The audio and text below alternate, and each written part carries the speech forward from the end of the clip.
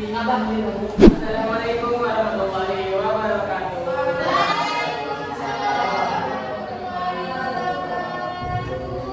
Kami dari kelompok 6, di mana di kesempatan kali ini kami akan memandu jalannya kelas pada hari ini. Sebelumnya, izinkan kami untuk memperkenalkan diri. Saya akan berbicara sebagai opening, closing, dan dokumentasi. Saya Bimbo sebagai pemateri. Saya Marika Zahra sebagai game. Saya Pramudia sebagai Tahun 2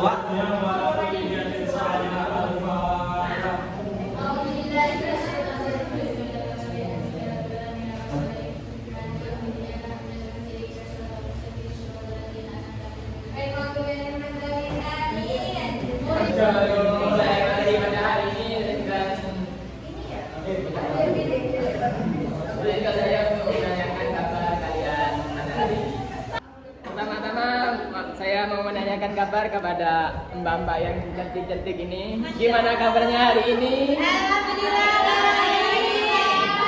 Semangat untuk belajar pada hari ini. Gimana kabarnya pada hari ini, anak-anak? Semangat ini. Sudah terkuat ya? Belum ada. Siapa yang mengikuti pelajaran pada hari ini? Dah. Sudah. Tidak ada penyampaian. Materi pada hari ini yang kami akan jelaskan yaitu tentang kekuasaan Allah. Materi sebelumnya belajar apa? Syarat. Lagi dah lah. Ahlak. Apa itu akhlak? Dikalatku. Apa lagi?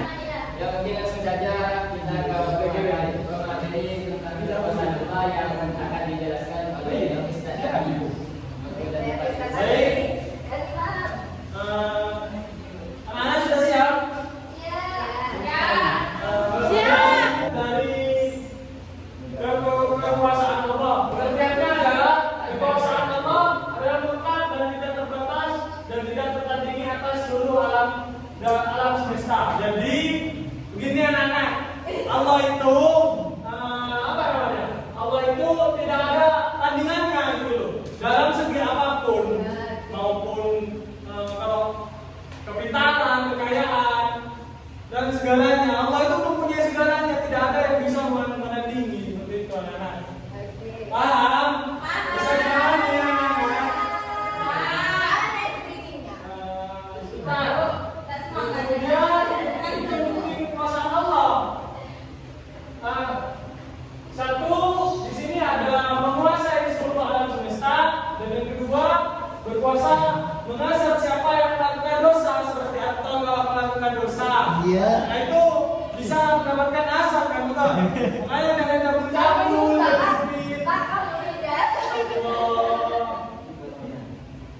yang kemudian berkuasa apa ini? Memurniakan mukjizat kepada para nabi dan rasul. Jadi nabi dan rasul itu dimukjizati oleh Tuhan. Begitu. Iya, Tuhan. Takutnya anak-anak ini di sini ada yang non-Islam. Kita itu toleransi. Muhammad dia ada. Muhammad dia. Dia akan ngantuk. SBK dulu ayo. Dulu, bangun. Baik-baik dulu semangat. Sekali kita hiburan lah. Lagi.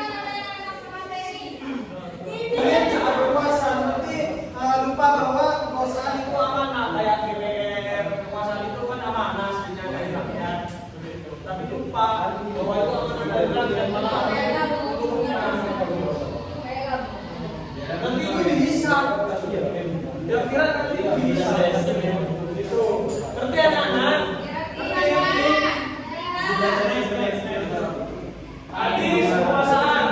Hadisnya ini qala Rasulullah sallallahu alaihi wasallam, "Kama khalaqallah al-khalaqa Kataba fi kitabihi wa huwa yaktubu ala nafsihi wa huwa wadmu indahu ala al-arsy inna rahmati taqribu." Dalam artinya yaitu Rasulullah sallallahu alaihi wasallam bersabda, ketika Allah menciptakan makhluk, Allah menulis di dalam kitabnya dia, kitab Allah itu menulisnya atas dirinya dan meletakkannya di sisinya pada arsy. Jadi Allah itu menciptakan makhluk dan ditulis di kitab-kitabnya Allah itu diletakkan di sebelahnya arsy. Gak tahu saya arsy itu seperti apa, tidak tahu. Apa namanya kayak Sesungguhnya rahmatku ya rahmatku, mengalahku kemurkaanku. agama itu agama. Ya, hadis ini mengundang makna bahwa rahmat Allah jauh lebih besar dari apapun. Nah, jadi rahmat Allah itu jauh lebih besar dari apapun. Dibanding kekuasaan makhluk jauh besar dari rahmat Allah.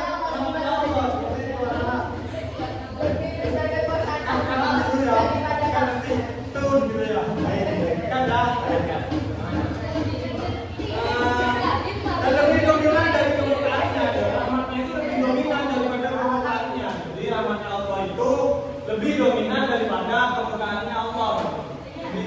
Lebih besar rahmatnya ketimbang kemurkaannya. Terus bahkan telah ditetapkan di dalam kitab Allah di atas sejak sebelum manusia diciptakan gitu. Jadi sudah ditulis dulu, sudah diletakkan dulu nama Allah di samping atau di atas atas sebelum manusia diciptakan. Artinya bahwa sikap dasar Allah terhadap hambanya adalah kasih sayang, pemaaf dan harapan. Harapannya itu harapan kembali seperti taubat. Ketika kita banyak dosa. Iya, taubat ini. Atau nggak saya banyak dosa. Iya. Manusia itu tempatnya dosa, kan? Kalau tempatnya ini. Bukan kemurkaan yang pertama kali muncul. Jadi yang ada di sifat Allah itu bukan kemurkaan yang pertama, tapi pemaaf, kasih sayang dan harapan kita makhluk itu kembali kepada jalan Allah. Itu anaknya.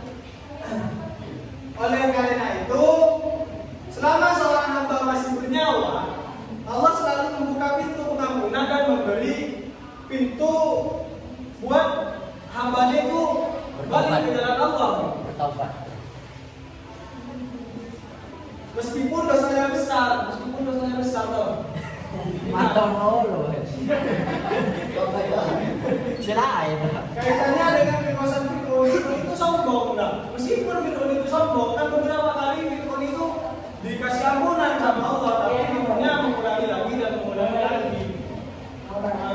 Next. Sudah. Kesimpulannya yaitu kekuasaan manusia adalah amanah dan sangat terbatas.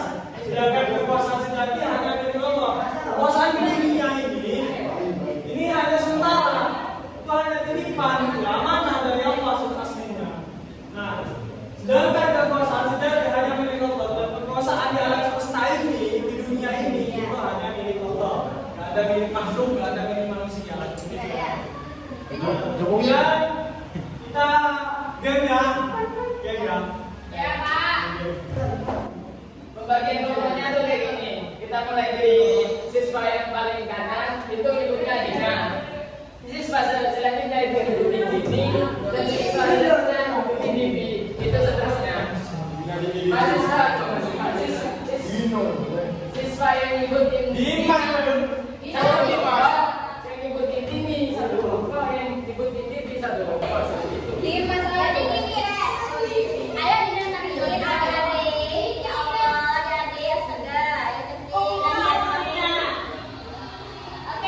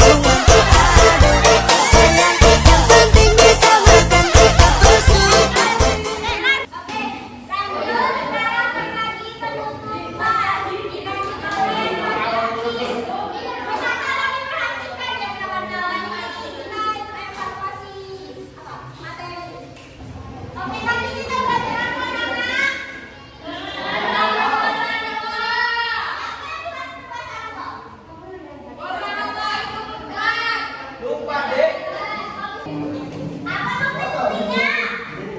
Menguasai kedua bahasa. Berkuasa bahasa. Berkuasa adil.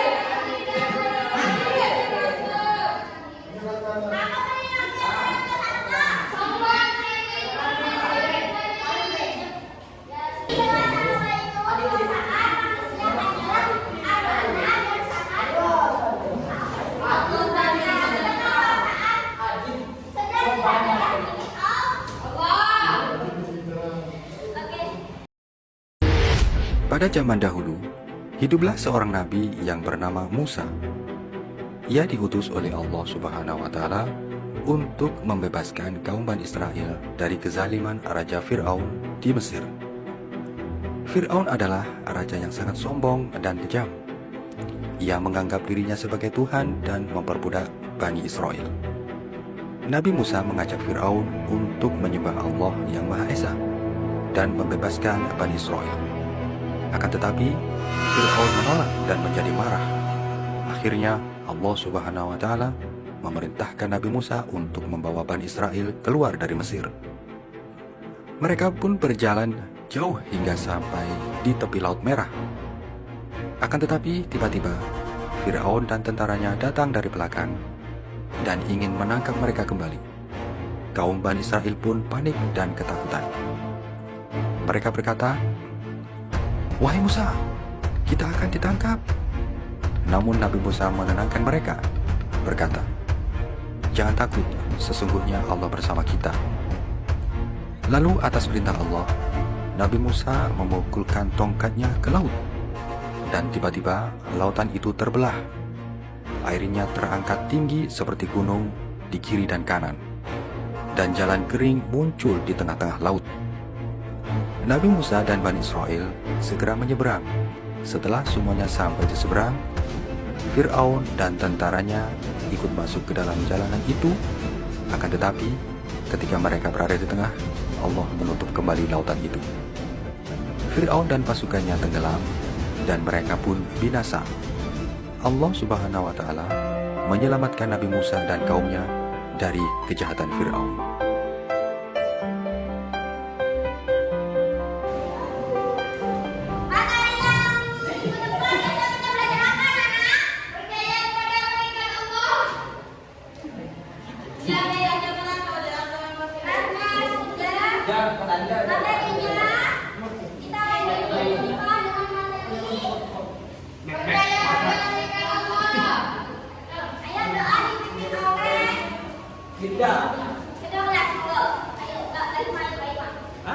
Ayo buka kelas, dipimpin